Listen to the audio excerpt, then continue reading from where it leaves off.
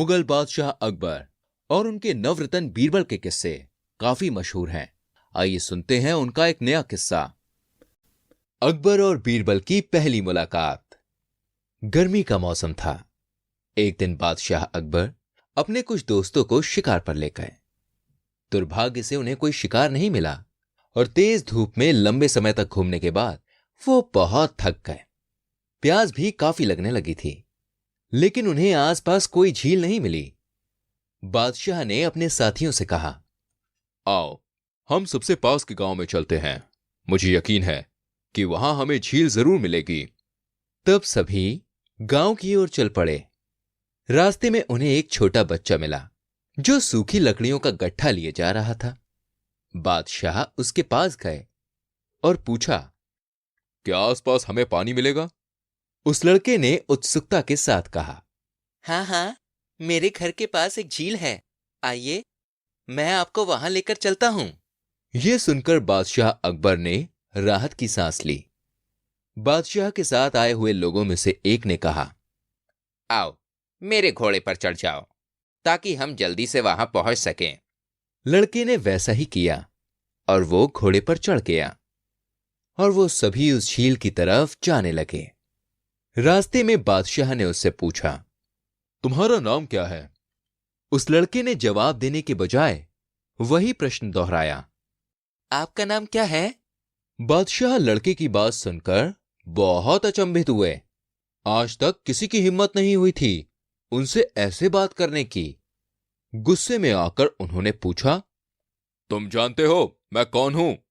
इस पर उस बच्चे ने बादशाह से पूछा, क्या आप इस गांव के विद्वान ब्राह्मण को जानते हैं?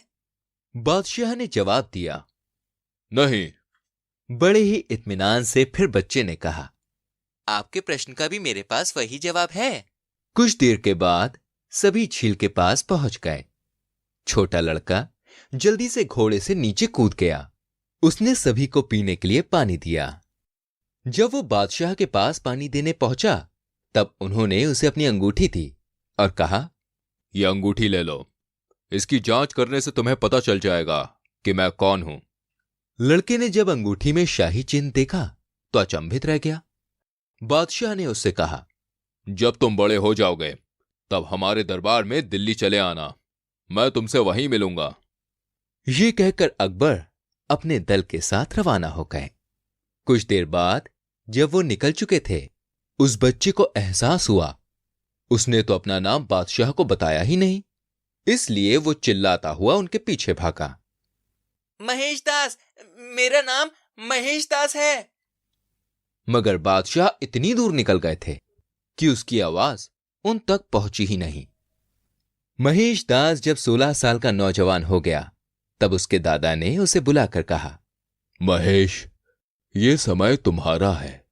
जाओ और बाहर की दुनिया को देखो और सीखो। अपनी प्रतिभाओं को खोजो, अपना नाम बनाओ। कुछ ऐसा करो जिससे तुम्हारी मां को तुम पर गर्व महसूस हो। महेश ने बादशाह अकबर द्वारा दिल्ली आने के आमंत्रण को याद किया और कहा, मैं बादशाह अकबर से मिलने दिल्ली जाऊंगा।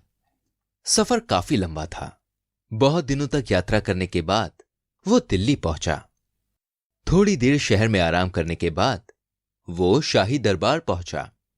बादशाह अपने सोने के सिंहासन पर बैठे हुए थे। उनके सामने दोनों तरफ राज दरबारी खड़े थे। महेश एक तरफ जाकर खड़ा हो गया।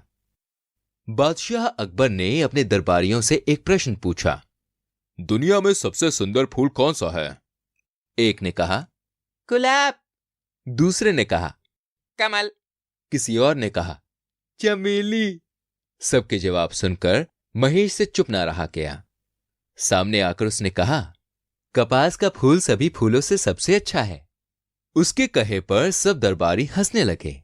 सबने कहा, उसमें ना तो कोई रंग होता है और ना ही कोई सुगंध। कैसे कोई अपनी समझ से उसे सुंदर कह सकता है? बादशाह ने सबको चुप कराया और कहा, अच्छा जवान, तो क्या आप समझा सकते हो कि कपास के फूलों को सभी फूलों में सबसे अच्छा क्यों कहते हो? जी बिल्कुल हुजूर, मैं बता सकता हूं। हर कोई जानता है कि कपास के फूलों से कपड़े बनाए जाते हैं, मलमल गर्मी के दिनों के लिए, और मोटे कपड़े ठंड के लिए बनाए जाते हैं। बहुत हल्के वजन और अलग अलग रंग जैसे इंद्रधनुष के होते हैं, वैसे कपड़े महिलाओं के लिए बनाए जाते हैं। इसलिए मुझे लगता है कि कपास के फूल सबसे अच्छे होते हैं। बादशाह मुस्कुराए। उन्हें युवक द्वारा दिया गया चतुर जवाब बहुत पसंद आया। उन्होंने पूछताछ की, आपका नाम क्या है और आप कहां से आए हैं? उसने कहा, मेरा नाम महेश दास है। मैं झील के पास के गांव से हूं, जहां आप एक बार आए थे। बादशाह को तुरंत सारा किस्सा याद आ गया। हाँ, अब याद आया। हमें खुशी है कि तुम यहां आए। आज से तुम हमारे दरबार में काम करोगे। और उसके बाद महेश दास अकबर के दरबार में राज दरबारी बन गए और अपनी हाजिर जवाबी, बुद्धिमानी और बहादुरी के कारण उन्होंने बहुत नाम कमाया। और वही महेश दास आगे चल के बीरबल के नाम से जाने गए।